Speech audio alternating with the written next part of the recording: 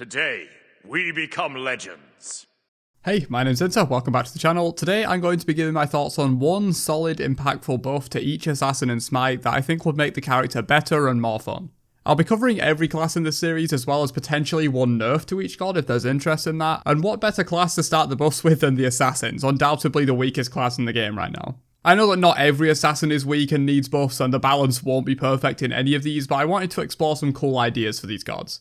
This is the first video in the series, so if you enjoy my videos and are part of the almost 70% of people who watch me frequently but haven't subscribed yet, why not make the leap? It's free and you can catch episodes of this series as they release, but with that said, let's jump in with our first assassin to buff.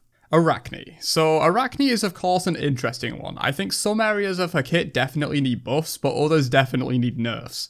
To be honest, she needs a redesign, but in terms of a buff for her, I'd like to see the web she throws out with her 3 create a web tunnel on contact with a wall that stays open for a set amount of time. This tunnel will be usable both forwards and backwards a limited amount of times, but only by Arachne. I feel this will give her a bit more of a way to get in and use outside of what is essentially just a left-click W character. Also, I wouldn't just do this with no other changes, it will probably come with some nerfs to other aspects of Arachne's design. And the numbers on this would have to be very carefully curated, like the time the tunnel is open for, the time it takes for the tunnel to open, things like that. A Wheelix. This is a more simple quality of life buff that would just make her a little bit stronger, but would mostly just feel better. And that's allowing her to cast Moonlight Charge directly from being on Suku, perhaps with some added range. This just makes flavor sense as she could do a custom animation to jump off Suku and command the attack, initiating the Moonlight Charge ability.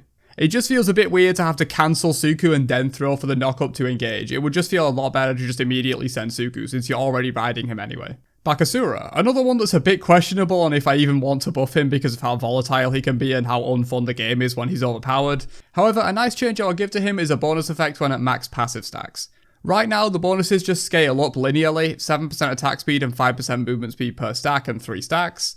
I'd like to see him gain some sort of extra effect, for example a small slow on his basic attacks like maybe half a Frostbound Hammer, but it doesn't have to be exactly that, just some additional effect at max stacks. Another interesting one, of course reworked pretty recently, but Bastet's base design really just has some problems. My idea is a crazy one, so if you're not down for crazy then skip ahead now. It also wouldn't necessarily fix her core design issues, but I thought it was a neat idea. Essentially, I want to change Bastet's passive to one themed around the 9 lives myths about cats. Her HP bar will be split up into 9 segments upon spawning based on her maximum health at the time.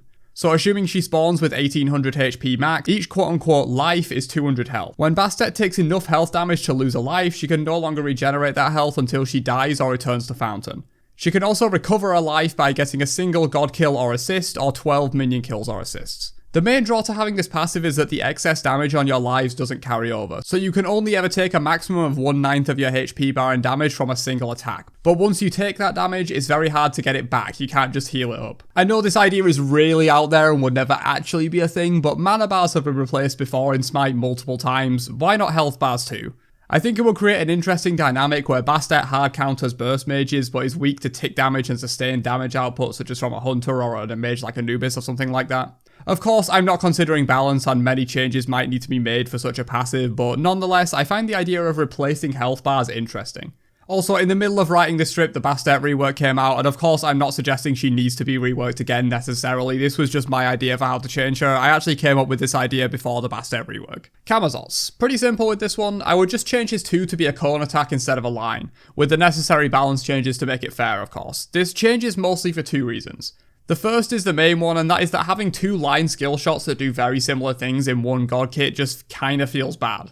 The second is to make him a little bit more viable as a solo god, since he's done very well there in the past, and I like the idea of a few assassins being very viable in solo. Cleaner, a new god release that, as usual, is overtuned, and so I'll be tame with a buff suggestion here. My proposal is that if Cleaner basic attacks an enemy god directly from stealth after using her 2, without being revealed beforehand, she saps their life force, stealing a small amount of health back to herself directly. I feel this fits in with her design as she does use lifesteal and that kind of stuff, and self-sustain, plus her 2 is a bit boring to use in my opinion, and this could spice it up. Dabi. For Dabi, I have a fairly simple change to the passive, and that's making her bleeds actually do something. My proposal is that for each bleed you have on an enemy, Dabi gains additional lifesteal against that enemy specifically, but not against others. No idea about numbers, but I feel like lifesteal is somewhat in Dabi's flavour and makes her whole bleed mechanic a little more interesting. This could apply only to gods or also to minions depending on how strong it would be and what feels the best for her. Fenrir. Make Brutalize front load some of the damage, or just some way of making Brutalize feel less punishing. It's already hard countered by jumps, cripples, stuns, silences, and a host of other common methods. In my opinion, Brutalize should come with some of the damage front loaded, so instead of 4 hits of 25% damage, maybe do 4 hits but the first hit is 40 and the remaining hits are 20. Just so if he immediately has to cancel it after the first hit or gets crippled or the enemy jumps away, anything like that, he still gets a decent portion of the damage. Hun Bats. A small CC on his 2. Bats feels dated and his only real useful CC being on his ultimate feels a little bad when playing him. I know his jump slows, but it's a minor CC and sometimes can be hard to land if you're blinking in instead of jumping.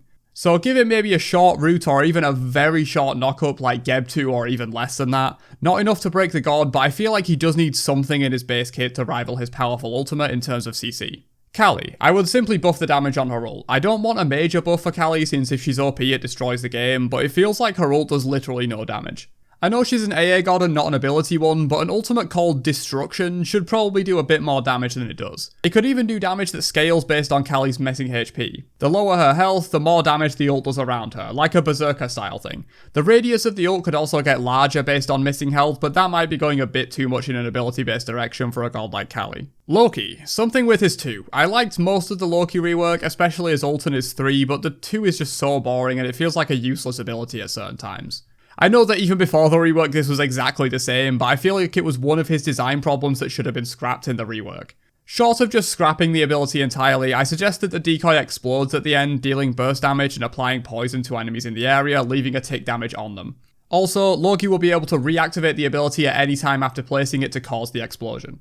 You can of course nerf the tick damage accordingly however you want to, but I feel like this change would make it a lot better for zone control or with CC in a teamfight. Mercury. Hard to find a good change for Mercury really, I don't think he needs one. If anything though, make his dash throw enemies more in an upwards direction than away from him like it does to allow for more follow-ups after connecting your dash. Nisha. Again, a god I don't think needs changes really, but similar to Amaterasu and Huyi's ultimate, I'd like to see the self-root on his 3 removed, just to make the character feel more fluid. It worked for Ama and Huyi, no reason it wouldn't work for Nisha. Nemesis. So this one's going to be a hot take, you've been warned. I want Nem Shield reverted to its release date where it could absorb infinite damage. Currently, Nem Shield has a health limit of 420, meaning you can only take 210 damage back and heal for 420 max.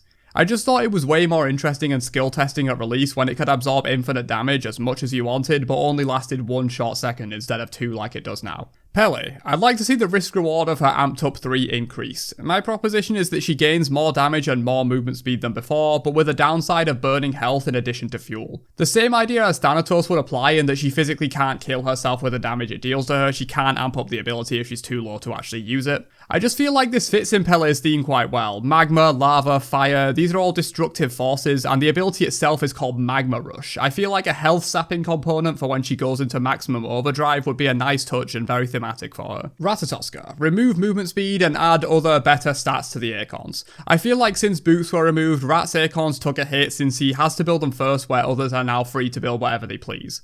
I would just remove the 6% movement speed and add a relevant stat to each Acorn to replace it. This would make the Acorns more unique and you could even keep one of them with the movement speed to differentiate it. Raven. His passive is just a bit boring and I'd likely overhaul the whole thing. Since I like the rest of Raven's kit in general, this would probably be the only thing I would change for him. It makes more sense for this passive to exist in his warrior days than now as an assassin. A very simple change is just to replace the health shield it gives you with bonus damage on your next basic attack based on how many passive stacks you have, maybe even with an additional effect on top of that if you're at max stacks when you hit the basic.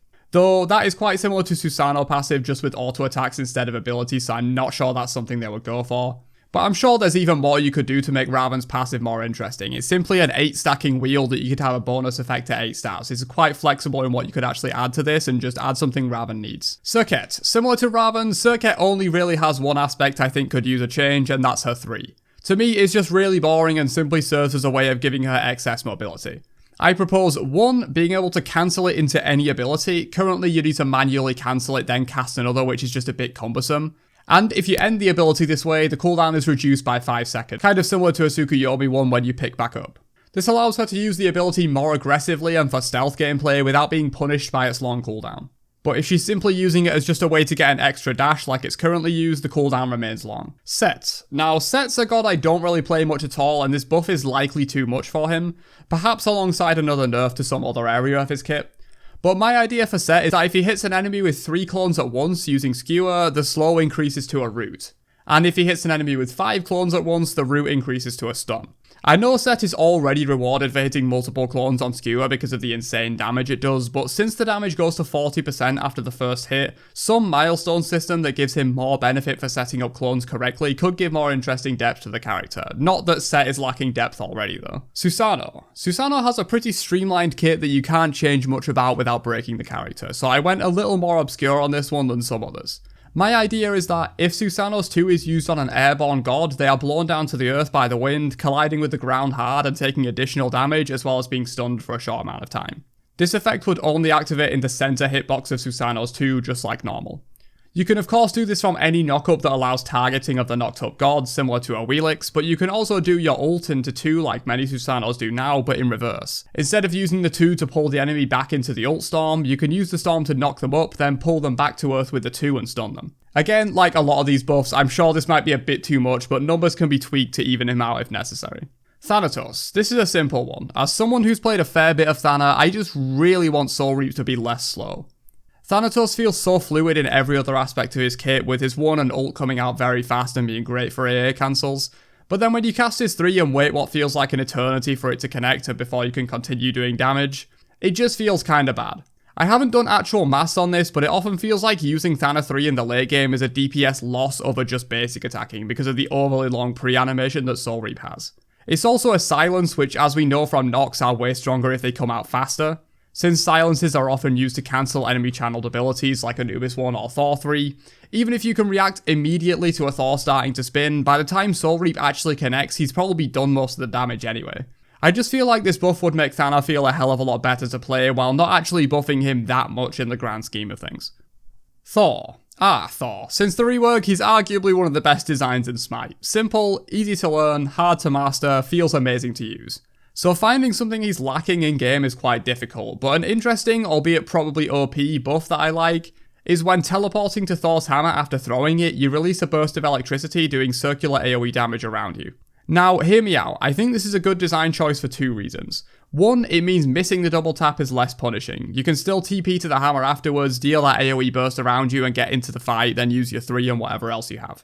But 2, it also allows for Thor's hammer to somewhat compete as a wave clear tool. Since you can throw it out, hit all 6 minions, hit them all again on the return, then teleport right at the end of the animation to get the AoE damage on the melee minions. Melees have more HP than archers in Smite, so dealing some extra to the melees means the wave gets cleared efficiently, rather than archers dying but melees not. Also, this idea of the hammer being better for clear is something high-res are leaning into as well. Minions used to take 50% damage on the return hammer swing, but that was buffed to 80% to help Thor's clear. I just feel like leveling Thor's 3 just for camp or wave clear kinda sucks because you'll have low god damage in fights, but leveling the hammer for god damage in fights means you'll have lackluster wave clear. I feel like this change with some appropriate balance tweaks could work to fix that. Since of course, I'm not suggesting we just add a couple of 100 damage to Thor's hammer without changing anything else, but specific numbers isn't what this video is about anyway, it's just ideas. Tsukuyomi, a more recently released assassin with plenty of controversy, probably a good time to iterate that this video is a buff for every assassin in Smite, not just the bad ones. For Suku, I feel like a smaller buff is warranted, and so my proposal is that enemy gods that take 3 ticks or more of Caltrops damage from the same cast are crippled for a short time. This could give Suku a bit more lockdown while also rewarding him for placing Caltrops in a way that the enemy can't easily walk out. Because if they take 3 hits, they can't jump away, and someone who can't jump away from Suku is going to have a bad time. But that's it for one buff for every assassin in Smite. If you enjoyed this one, don't forget to drop a like on the video before you leave and suggest what class I should do next, and I'll catch you guys in another one later on. Have a great day, and peace out, you nerds.